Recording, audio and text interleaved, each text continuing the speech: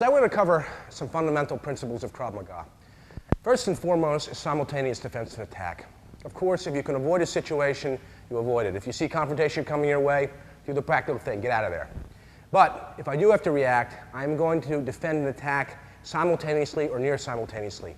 The idea is that an attacker, he may be trained or untrained, it does not matter. I've got to disrupt his plan of attack. I've got to put him back on his heels, and I've got to punish him as much as necessary to defend myself. Again, when I go beyond a threat, in other words, I've disabled him, I have cleared the danger, and I continue to beat him, you're going to run into legal ramifications. So you have to use the appropriate amount of force for the right situation. In this case, just to show you the defense and attack, Chris is going to come up, he's going to give me a punch from here, boom. You'll see, guys, he's going to keep his arm up, that I have defended and attacked at the same time by stepping off the line, which we will cover in due course. It's very important that I disrupt the attack. Again, I want to transition from the defense to a counterattack, a seamless transition, an overwhelming transition, and a transition with extreme prejudice if the situation warrants it. Another situation is this: if Chris throws a straight punch at me, left, from here, boom. Again, you see the simultaneous defense and attack, slowly, from here, boom. And then, of course, I could continue with the counterattack. Similarly, if he throws a right punch at me straight from here, you see I'm blocking and attacking at the same time. You'll see this with all of our defenses, from groundwork to clinch work to standing work to weapon defenses. The idea is to take the offensive against your attacker and turn the tables quickly, decisively, immediately, and seamlessly. The crucial concept of simultaneous defense and attack involves the defender disrupting the attacker's ability to continue to physically assault the defender.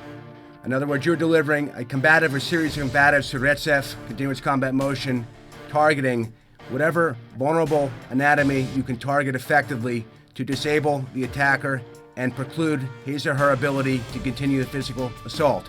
In other words, you're delivering a devastating, preemptive, or simultaneous counterattack to end the threat and neutralize the opponent.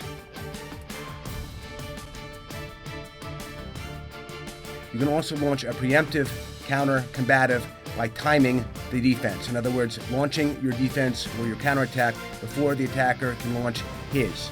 Again, targeting vulnerable anatomy.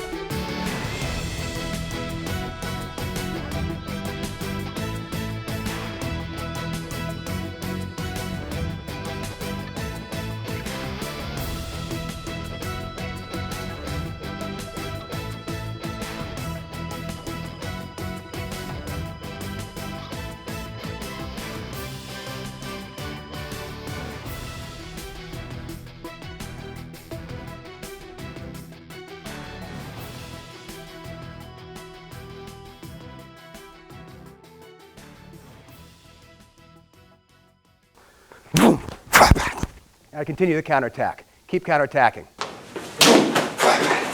So here is simultaneous defense and attack. Again, I'm going to unleash a torrent of counter-violence to end the threat. I've got to move properly. You'll see this in other defenses that we'll do. Again, we'll do it with a typical hook or haymaker to the head. From here. Right in the eye. Knee the groin. Again, simultaneous defense and attack could also be this from a choke. He's coming to choke me from here to the groin. A little bit more distance, he's coming to choke me from here, midsection. Again, that's preemptive, but it's simultaneous defense and attack in the pure form. I'm stopping him before he can get to me. To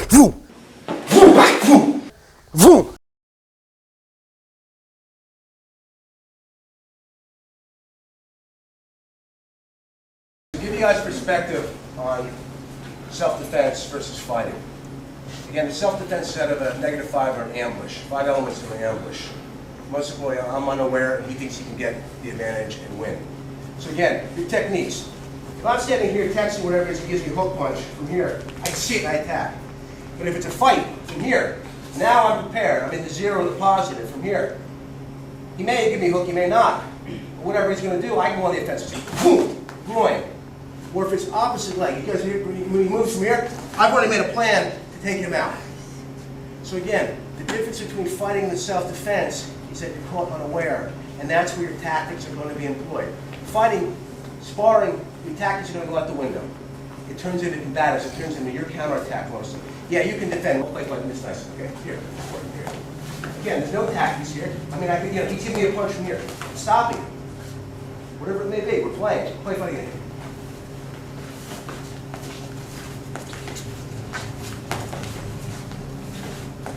That. Play fighting. There's no movement. Again, my point with any kind of fighting, any kind of sparring, is you know firsthand that your tactics are offensive and less defensive. Because you're prepared, you're going on the offensive, and the specifics go out the window. But what are important is that SF, the continuous combat motion, and good combatives. Take the fight to him and continue the fight with SF until the threat is no more.